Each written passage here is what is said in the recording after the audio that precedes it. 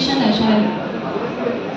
Okay, तो हमें AWPL का सुपर वो ही क्यों लेना है? क्योंकि दो सेफ्टी स्टैंडर्ड्स होते हैं, एक होते हैं इंडियन सेफ्टी स्टैंडर्ड्स, एक होता है इंटरनेशनल सेफ्टी स्टैंडर्ड्स। जो ये तेल बना है, ये बना है इंटरनेशनल सेफ्टी स्टैंडर्ड से। अब देखो क्या होता है, इंडियन सेफ्टी स्टैंडर्ड्स तब तक चेंज नहीं होते जब तक कोई बहुत बड़ा कलेश नहीं हो जाता, बहुत सारे लोगों की डेथ नहीं हुई है, न्यूज़ में नहीं आया है, तो तब तक हमारे इंडियन सेफ्टी स्टैंडर्ड्स चेंज नहीं होते। इंटरनेशनल सेफ्टी स्टैंडर्ड्स, अगर कभी कोई किसी की बहुत ज़्यादा लोगों की डेथ हो गई है तो इंटरनेशनल सेफ्टी स्टैंडर्ड्स चेंज हो जाते हैं, क्योंकि उन लोगों की वैल्यू है, लोगों की वहाँ पे पॉपुलेशन कम है, वहाँ लोग वैल्यू करते हैं एक दूसरे को, तो इसीलिए वहाँ पे इंटरनेशनल सेफ्टी स्टैंडर्ड्स बहुत जल्दी चेंज होते हैं। इंडियन सेफ्टी स्टैंडर्ड्स में क्या है? Thermic fluid system.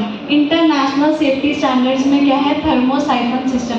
इसको बाद में देख लेना, पहले जो मैं समझा रही हूँ प्लीज़ वो समझ लो। तो अब हम बात करते हैं थर्मिक फ्लूइड सिस्टम की। सब लोग पहले सिर्फ सुन लो, क्योंकि ये चीज़ ऐसी चीज़ है जो आप दिमाग में डालोगे, समझोगे, इमेज बनाओगे तो समझ में आएगी, वरना समझ नहीं आएगी। तो हम बात कर रहे हैं थर्मिक फ्लूइड सिस्टम की, जो हर कंपनी यूज़ करती है तेल को रिफाइन करने के लिए। अब होता क्या है, एक टैंक है, उस टैंक के अंदर पाइप है, पाइप के अंदर है मिनरल ऑयल, पाइप के बाहर है राइस ब्रान ऑयल। तो पाइप के बाहर जो राइस ब्रान ऑयल है उसको रिफाइन करने के लिए जो पाइप के अंदर मिनरल ऑयल है, पेट्रोलियम प्रोडक्ट है, उसको गर्म किया जाता है। जब वो गर्म होता है तो बाहर जो हमारा तेल है उसकी रिफाइनिंग की जाती है।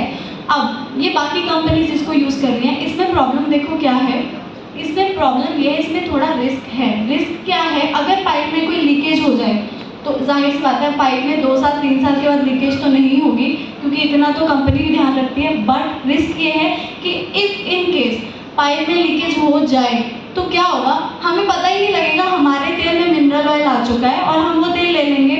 तो इससे क्या होगा, इससे हमारी जान तक जा सकती है, ये हमें हॉस्पिटल पहुंचा सकता है।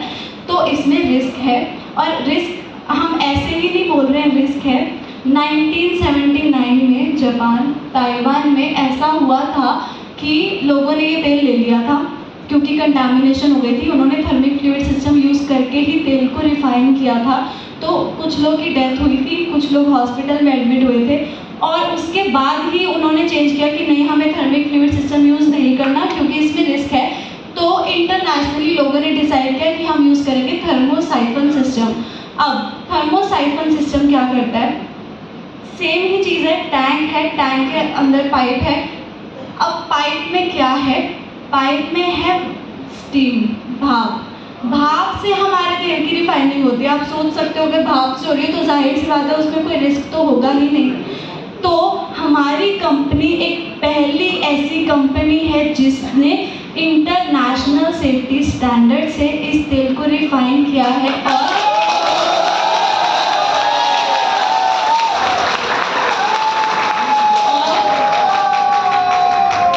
और इसका पेटेंट भी हमारे नाम पे ही है।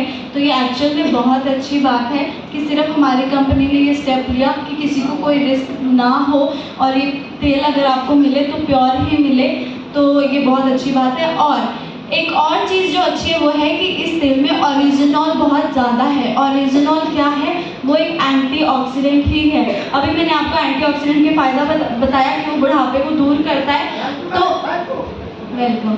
तो इसमें एंटीऑक्सीडेंट ज़्यादा है। एंटीऑक्सीडेंट के फ़ायदे क्या होते हैं? एंटीऑक्सीडेंट्स आपकी बॉडी के लिए अच्छा है, आपके थायराइड ग्लैंड के लिए अच्छा है, आपके रेस्पिरेशन के लिए अच्छा है। तो बेसिकली क्या है, अगर आप एंटीऑक्सीडेंट ज़्यादा लोगे वैसे भी आपको फ़ायदा देगा।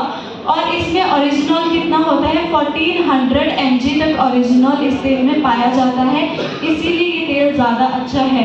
अगर आपको ओरिजिनॉल के बारे में और पढ़ना है और जाना है तो एक डाइटिशियन है, डाइटिशियन ईशा है, मैंने आगे उसका लिंक दिया है नेक्स्ट। तो फॉरएवर हेल्दी विद ईशा, इनका आप चैनल यूट्यूब पे देख सकते हो। इन्होंने काफ़ी अच्छा ओरिजिनॉल के बारे में बताया हुआ है, तो आप वो पढ़ सकते हो। और अगर आपको थोड़ा एक्स्ट्रा नॉलेज चाहिए हेल्थ को लेके, डाइट को लेके, तो आप मेरे को भी फॉलो कर सकते हो इंस्टाग्राम पे डाइटिशियन रूपांशी के नाम से।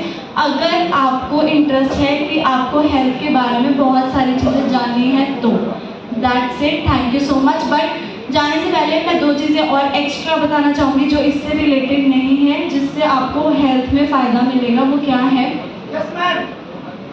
Okay, relax. तो क्या है कि 2 चीज़ें हेल्दी हैं, लेकिन वो चीज़ें अगर हम गलत तरीके से लें हमें उसका नुकसान होगा। वो क्या है?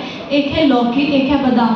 अगर लौकी कड़वी हो जाती है तो आपको वो लौकी नहीं खानी है, वो आपके लिए जहर का काम करेगी। दूसरा है बादाम। सेम चीज़, अगर बादाम कड़वा होता है और अगर आपके मुंह में वो आ गया है तो उसको बाहर निकाल दो, उसको खाना नहीं है, वो भी आपको नुकसान देगा। तीसरी चीज़ भी बता देती हूँ, वो है दही। अगर दही अच्छे से जमी नहीं है तो आपको वो दही नहीं लेनी है, वो भी आपको बहुत नुकसान देगी। तो अगर दही जमी होगी तो ही खाना, वरना उसको गिर देगा। Thank you so much, thank you for